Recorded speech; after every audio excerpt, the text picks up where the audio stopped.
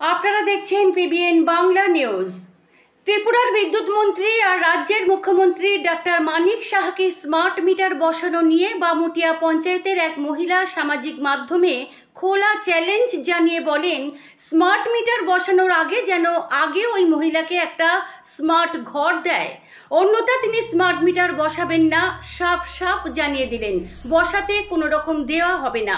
দেখুন খবরে। মাননীয় মুখ্যমন্ত্রী সাহেব, আমার বাড়ি এইটা, এই আমার ঘর। আমার বাড়িতে স্মার্ট মিটার লাগানোর আগে দয়া করে আগে একটা স্মার্ট ঘর দিয়েন।